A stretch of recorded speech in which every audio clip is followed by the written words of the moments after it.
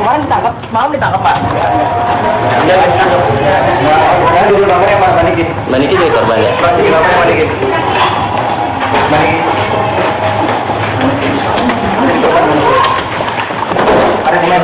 Nah, inilah Nikita Mirzani hari ini ya, tadi sekitar pukul 11 siang tadi. Setelah malamnya dia ditangkap karena diduga ikut dalam prostitusi ya, dan kemudian dibawa ke panti sosial.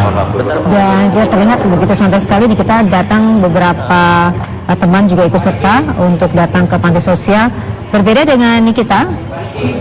Jadi ada dua yang ditangkap. PR juga tampil hari ini bersama Nikita sebelum Nikita datang dengan menutup wajahnya dengan menggunakan masker dan kacamata. Nah, ini bisa kita lihat nih. Saat ini diperiksa di ini adalah ketika di dalam ya? Ya, di dalam. Ketika Nikita diperiksa di panti sosial. Ini sesaat setelah ditangkap.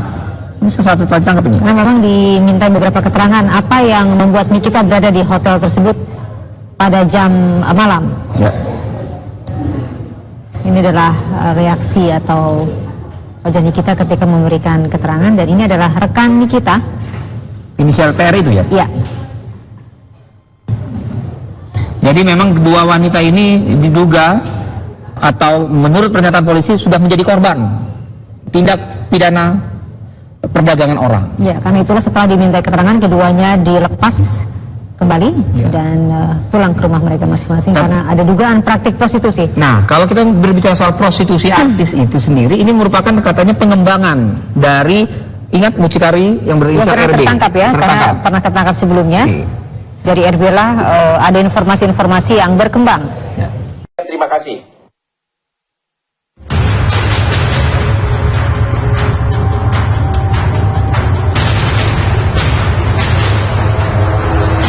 Pada waktu dia ganti pakaian, yang namanya wanita ganti pakaian dibuka, ya memang dalam keadaan pakai pakaian dalam saja, kemudian masuk, ya, masuk rombongan, artinya digerebek. Jadi dia sendiri memang tidak tahu permasalahannya apa, dia hanya sebagai korban. Kebetulan korbannya adalah artis dan juga model dan juga catwalk, dia model pakaian begitu, atas nama NM dan satu lagi PR.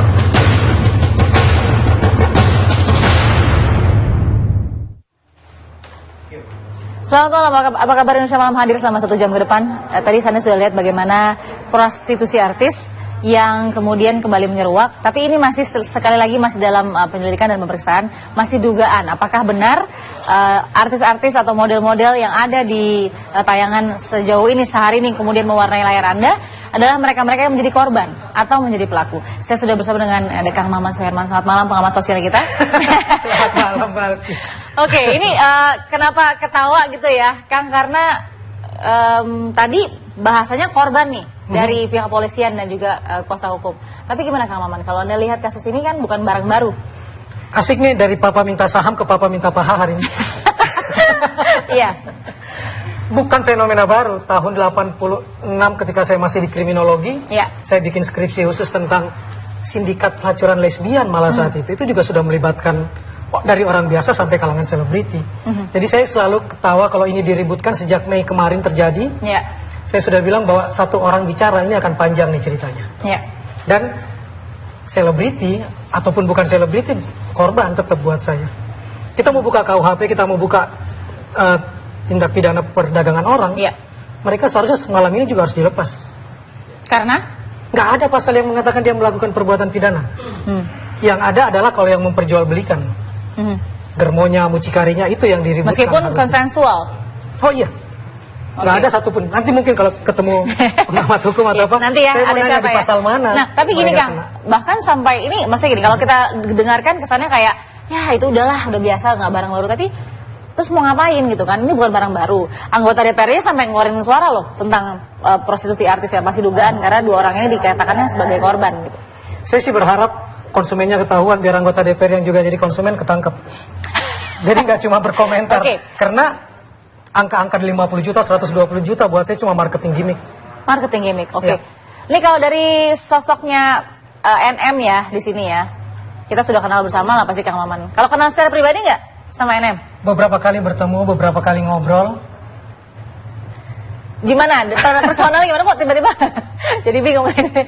Secara personal gimana? Kalau Anda lihat nih sekarang dia dengan mungkin ya dengan biasa saja memasuki dinas sosial yang di Pasar Rebo ya. Sebagai teman baik, sebagai teman dia baik-baik saja. Tidak pernah terlihat terbuka menjual diri di depan orang pun tidak. Dan saya sih selalu menyebut bahwa yang tertangkap ini Atang atau Skuter ya. Selebriti kurang terkenal atau artis tanggung. Kalau artis-artis yang benar hampir. Kenapa selalu menerapanya kepada mereka-mereka yang sedang meniti karir ya, atau mungkin sedang struggle di tengah mungkin di tengah kasta keartisan gitu? Jadi bingung ya Kang Maman ya. Tapi gini, paling tidak ada dua yang berbeda tadi ya. Kalau kita lihat mungkin salah satu yang mungkin Kang Maman juga pernah ngobrol juga sama Nikita ya. Tapi satu lagi dengan inisial PR ini lebih tertutup gitu. Ada perbedaan habit di situ. Begitu mereka masuk ke dunia, ke panggung layar perak, ke panggung pemilihan Miss lalu semuanya disebut sebagai artis, semuanya disebut sebagai selebriti. Saya jadi teringat tahun 80-an, banyak germo yang datang ke kami wartawan ataupun ke produser-produser film untuk memaksa anak-anak yang dia jual untuk masuk menjadi bintang film. Tujuannya cuma satu, bukan untuk jadi artis, untuk dapat kartu sebagai anggota Parvi. Dengan kartu itu mereka bisa menaikkan harganya. Jadi jalur untuk menjadi selebriti dan sebagainya itu bukan tujuan mereka. Itu sebagai jalan untuk menaikkan harga. Karena kalau mereka muncul di majalah dewasa, dari 2 juta jadi 5 juta. Kalau dia sudah jadi artis, figuran masih 10 juta. Tapi kalau dia sudah punya 2-3 dialog, dapat 2-3 scene, sudah 20-30 juta. 120 juta pernah saya dapatkan secara pribadi. Waktu saya main tender di departemen, saya dari rumah produksi. Diminta oleh kuasa pengguna anggaran. Belak-belakan saja gitu ya? 20% termasuk diantaranya adalah meminta nama artis tertentu. Di situ kan dia tidak mau tahu berapapun harganya, ya bukan uang dia. Dan ada beberapa germo yang tahu betul kebutuhan itu, sehingga dia menaikkan harga. Ini pasti untuk tender ya, ini pasti untuk tender ya. Oke, mereka bilang gitu. Begitu dia tahu ini untuk tender, harganya udah 50-80 juta. Oke, kita dengarkan dulu. Kalau tadi kan Kang Maman bilang sudah pernah beberapa kali berbincang gitu ya sama Nikita ya, tahu lah secara personal dan tidak personal mungkin. Kita dengarkan dulu mungkin pada saat itu Nikita juga pernah berbagi sebelumnya waktu prostitusi online itu sempat boom ya. Yang bulan Mei. Yang bulan Mei ya. Nah, dia juga sempat memberikan ya pengalamannya di program Indonesia Liars Club TV One. Nikita, Anda kan artis, jadi tahu banyak dong apa yang terjadi di dunia Anda. Terus, apa Anda masuk dalam daftar? Aduh, kalau dalam aku assalamualaikum warahmatullahi wabarakatuh dulu. Ya, kalau masuk dalam daftar sih enggak. Enggak ya? Gitu. Aduh bingung. Enggak lah, insya Allah jangan sampai. Apa yang Anda lihat di dunia Anda? Dalam apa nih? Ya kan dunia Anda dunia artis tuh. Yang aku lihat dalam dunia aku, ya pastinya lifestyle, terus apalagi ya dunia yang begitu gemerlap ya, yang memang terkadang kalau Niki sendiri pun ngikutin mereka tuh kadang suka nggak sanggup gitu loh, gitu. Saya dengar kehidupan mereka itu mayoritas ya, lebih besar pasak daripada tiang. Kebanyakan seperti itu, gitu. Jadi gini ya. Niki ada beberapa temen Niki yang seperti Om Anwar bilang bukan artis gitu kan, cuman ikut beberapa kali FTV kayak gitu. Mereka tuh pengen ikut-ikutan sama kayak artis yang sudah naik daun gitu. Kayak mereka mau tas mahal yang harganya ratusan juta, akhirnya mereka side jobnya melakukan seperti itu. Dan kadang memang betul juga, kadang mereka syuting hanya sebagai figuran atau cuma 2 scene 3 scene itu mereka untuk menaikkan harganya untuk menjual dirinya kayak gitu. Oke, kita masih punya beberapa potongan tadi dari share-nya Nikita di program Indonesia Liars Club. Tapi dari penjelasan sedikit tadi Kang, ada penjelasan bahwa ya lifestyle yang susah sekali untuk dikejar, itu sudah menjadi barang yang luar biasa kalau bisa didapatkan. Ada social climber di situ terlihat. Gaya hidup, ya. 5 hari yang lalu saya berdiri di depan satu hotel dengan teman-teman TV. Tiba-tiba di belakang saya lihat seorang artis yang selama ini muncul di TV mengatakan dia punya mobil mewah, miliaran rupiah. Tapi dia nggak berani keluar dari hotel situ karena kita masih banyak di depan. Saya suruh teman-teman yang lain pergi duluan, saya biar berdua. Baru mereka keluar dan kemudian naik dengan mobil kijang tua. Padahal yang dia aku, mobilnya itu mobil-mobil M yang selama ini muncul. diwawancara di televisi dia bilang mobil saya cuma 2 ini dan ini. Tapi sambil menutup muka dan keluar dari hotel misalnya. Gaya hidup menurut saya, dan ketika saya bertanya dengan teman yang tahu pemilik-pemilik mobil mewah, mereka tahu bahwa itu cuma sewaan. Oke, wow. Itu Jadi gaya hidup betul. Gaya hidup ternyata bukan kebutuhan hidup ya, gaya hidup. Kang, kita tidak berdua saja, Kang. Kita undang lagi nih. Kalau tadi kan Kang Maman kan mengatakan korban. Itu semua korban. Tapi sama nggak kira-kira sama pikirannya ada Kang Asep Iriawan? Selamat malam, Kang. Selamat malam. Kang, satu pertanyaan sebelum kita jeda. Pantaskah seorang Nikita Mirzani dibebaskan? Karena gini, kita kan kalau soal bebas membebas itu, Iya atau tidak? Iya atau tidak? ya kan hukumnya iya harus dibebaskan. Nanti kita jelaskan kenapa ya. Sesaat lagi kita bersama kami. Nah, pada waktu dia ganti pakaian, yang namanya wanita ganti pakaian dibuka, ya memang dalam keadaan kaki bagian dalam saja, kemudian masuk, ya, masuk rombongan, artinya digerbek. Jadi dia sendiri memang tidak tahu permasalahannya apa, dia hanya sebagai korban. Kebetulan korbannya adalah artis dan juga model dan juga catwalk, dia model pakaian begitu, atas nama NM dan satu lagi PR.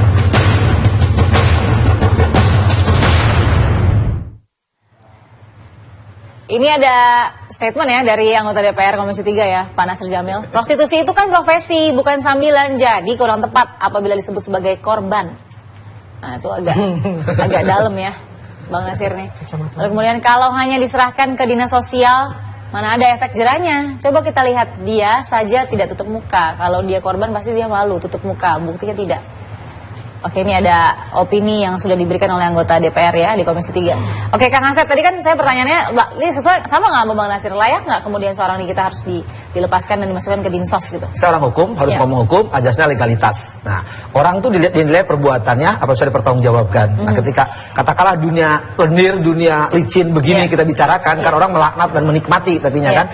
Nah, ketika dibacakan, apakah orang itu kena dipidana? Sekali lagi, ada beberapa kemungkinan. Nah, kalau orang-orang yang jual penikmat tadi, emang hukumnya nggak ada. Kecuali, sebentar ingat, yang melakukan persetubuhan dengan dia itu terikat oleh perkawinan. Dan itu juga butuh syarat, adanya pengaduan dari suami atau istri. Tapi kalau suami istri tidak mengadu, ya nggak apa-apa hukumnya. Itu kan pasal perzinahan kan? Iya, pasal perzinahan, kalau salah satu ada yang mengadu. Tapi kalau misalkan saya single, Balki single melakukan, ya nggak apa-apa. Hukumnya tidak mengatur.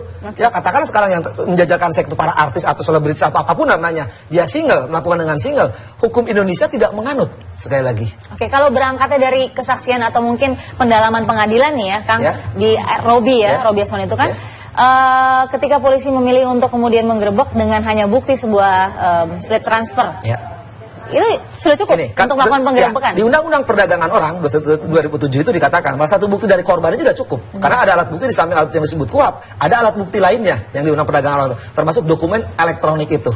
Tapi harus penegak hukum, sekali lagi di catatan ya bagi siapapun. Yang merekam itu harus penegak hukumnya. Nah, boleh itu. Nah, ketika itu ada rekamannya, boleh soal alat bukti. Ya, memperdagangkan orang, termasuk Robi kan terus memperdagangkan orang. Ya, tapi kalau orang dagang, ya jualan begituan, nggak mengatur. Oke. Kalau kena tuh di kampung saya di Sari Black, di Doli, di Kota Mangga Besar, berapa yang kan banyak. Saritem jadi Sari Black. Kang Asep tahu banget ya titik-titiknya ya. Ya karena saya tinggal di situ. Oh ya, oke, baik. Nah, tapi Kang, sejauh ini yang dilakukan polisi dari pendalaman itu sesuai prosedur? Saya kira secara hukum sekali lagi betul, kalau yang dia dagang ya, selama tidak ada pengaduan dari suami atau istri yang melakukan hubungan seksual sama dia, atau dalam tadi bahasa hukumnya zina atau cabul, ya nggak bisa. Berarti statusnya NM dan PR tetap menjadi korban? Nah, istilah korban hati-hati. Korban ini di Undang-Undang Perdagangan Orang pasal 124, orang karena korban perdagangan. Enggak, itu hati-hati, korban itu karena psikis ya, itu kena dicabut haknya begitu ya. Ya, perdagangan ini dia bukan korban, dia pemain, cuman tidak kena undang-undang. Pemain ini masuknya apa gini, gitu kan? Yang tadi di Sari Black, yang di Mangga Besar, yang di Doli kan jualan. Tapi itu tidak menganut, tidak bisa dihukum. Kecuali sekali lagi dia tuh di bawah umur, pelakunya orang dewasa, bisa kena. Ini kan sudah dewasa. Atau di taman-taman. Ya kan banyak perda. Biasanya kena perda yang suka istilah sidang tipiring, tidak pidana ringin, di malam-malam digerebek, besok disidangin, tapi sidangnya tipiring. Kenanya kena perda karena undang-undangnya nggak ada. Baik, nah kita faktanya dulu beberapa kejadian. Oke, kita lihat gimana berangkatnya polisi ya. Sudah ada Brigjen Pol Agus Rianto juga.